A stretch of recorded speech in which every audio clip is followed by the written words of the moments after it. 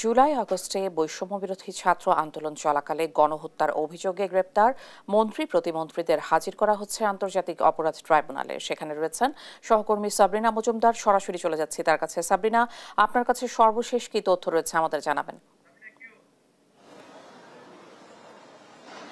ইশিকা, আপনি এখন দেখতেই পাচ্ছেন যে আজকে আন্তর্জাতিক অপরাধ ট্রাইব্যুনালে ১৯ জন অভিযুক্তকে আসলে এখানে আদালতে হাজির করা হয়েছে। সেটি ১৯ জনের মধ্যে হচ্ছে আওয়ামী লীগের যে নেতাকর্মীরা যারা ছিলেন তারাও, এবং সেই সাথে দুইজন পুলিশ কর্মকর্তা অর্থাৎ হচ্ছে সাবেক আইজিপি আব্দুল আল মামুন এবং জিয়াউল হাসানকেও আজকে সাবেক এনটিএমসি মহাপরিচালককেও হাজির করা হবে। ইতোমধ্যে এখন পর্যন্ত ১৯ জনের মধ্যে আসলে ১৫ জনকে আসলে হাজির করা হয়েছে।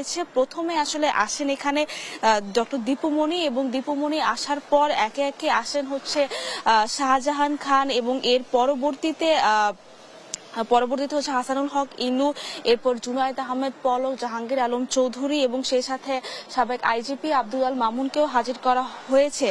এবং এরই মধ্যে চলে আসছেন সাবেক বিচারপতি হচ্ছে শামসুদ্দিন মানিক, এবং সেই সাথে কামরুল ইসলাম, আমির হোসেন আমু, এবং সেই সাথে এখনো হচ্ছে সকাল 10টা থেকেই আসলে হাজির করার কথা রয়েছে, এবং সকাল 10টাতে 3টি গাড়িতে করে হচ্ছে তারা একে একে হচ্ছে হাজির করা হয়। এবং আমরা প্রথমে যেটি দেখতে পাই যে শাহজাহান খান এসে বিভিন্নভাবে হচ্ছে বলেছেন যে গণমাধ্যমে হচ্ছে সামনে যখন দেখেছেন তখন তিনি বলেছেন যে তারা হচ্ছে কেন হচ্ছে তারা রাজাকারদের হচ্ছে বিচার করেছিল, তাদের নাকি সেই অবস্থা। এবং পরবর্তীতে আমরা দেখতে পাই যে আমির হোসেন আমু হচ্ছে তিনিও এসেছেন, এবং সেই সাথে হচ্ছে এখন হচ্ছে আপনি দেখতে পাচ্ছেন যে একটু আগে হচ্ছে আনিসুল হক যে আইনমন্ত্রী ছিলেন, সাবেক আইনমন্ত্রী, তাকেও হাজির করা হয়েছে। এবং আপনি এখন দেখতে পাচ্ছেন যে একে একে কিন্তু যারা বাকি আছে তাদেরকেও আসলে হাজির করা হচ্ছে।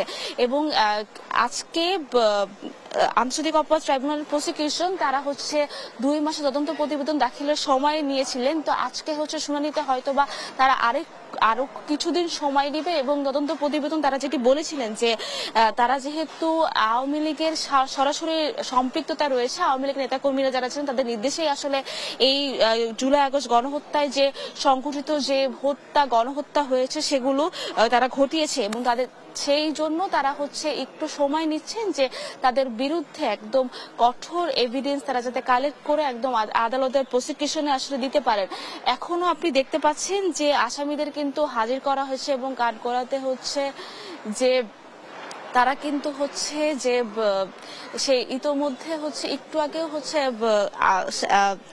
আনিসুল হক এবং তৌফিকি ইলাহি এদেরকেও হাজির করা হয়েছে।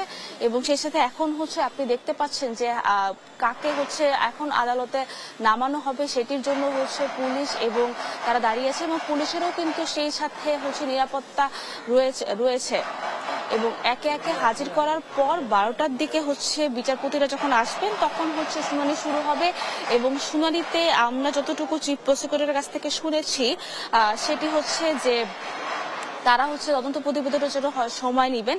এবং সেই সাথে আমি আরেকটি যেটি গুরুত্বপূর্ণ জিনিস যেটা জানিয়ে দিতে চাই সেটি হচ্ছে কালকে আপনি দেখেছিলেন যে হচ্ছে ইন্টারপোলে 12 জনের বিরুদ্ধে হচ্ছে রেড নোটিশ জারির জন্য এনসিবি পুলিশের তদন্ত সংস্থাও কিন্তু জন্য হচ্ছে একটি আলাদা মামলা হবে শেখ হাসিনার বিরুদ্ধে।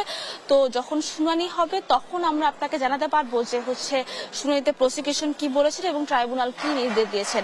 তো এই ছিল সর্বশেষ খবর আন্তর্জাতিক অপরাধ ট্রাইব্যুনাল থেকে। ইশিকা।